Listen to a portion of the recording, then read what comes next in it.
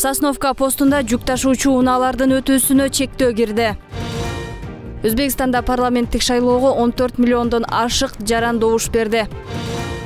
Бишкек Ош унаа жолундагы Сосновка постунда жүк ташуучу унаалардын өтүүсүнө чектөө киргизилди. Транспорт министрлиги билдиргендей, чектөөлөр түнкү саат 2-ден тарта тыгындарды болтурбоо үчүн киргизилди. Бул чектөө аба ырайы жакшырганга чейин күчүндө болот.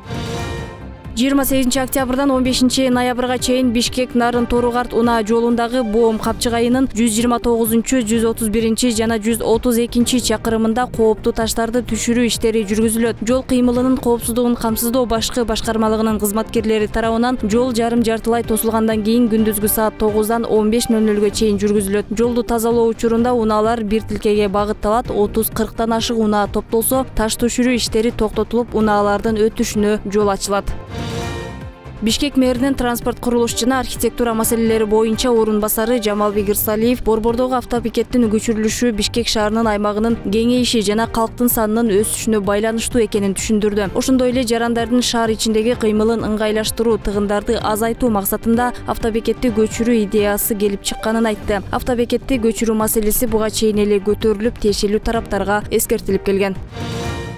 Ош шаарында 29 октябрдан 30 октябрга караган түнү жылуулук бериле баштайт. Бул тууралуу Ош шаарынын мэринин орун басары Сононбек Жунуспаев билдирди. Анын айтымында жылуулук этап-этабы менен 3-4 күндө толук жетет. Биринчи кезекте ооруканаларга, бала бакчаларга, мектептерге, төрөт үйлөрүнө жана социалдык коргоо мекемелерине, андан кийин турак жайларга, өнөр жай ишканаларда жана мекемелерге берилет.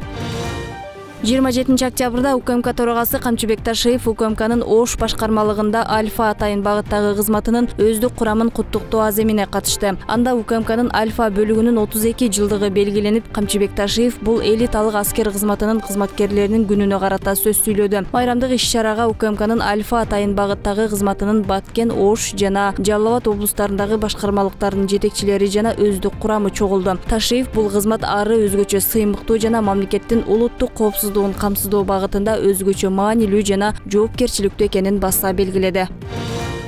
Министрлер кабинетинин төрагасы Акылбек Жапаров Жалал Абад облусуна болгон жумуш сапарынын алкагында Сузак районунун Куруксай участкасында жайгашкан Жалал Абад шаарынын таштанды төгүүчү полигонунда таштандыларды кайра иштетүүчү заводунун ишке кириши менен таанышты. Аталган завод 2023 жылы Жалал Абад шаарын өнүктүрүүгө республикалык бюджеттен бөлүнгөн 2 миллиард сомдун эсебинен 133 миллион сомго курулду.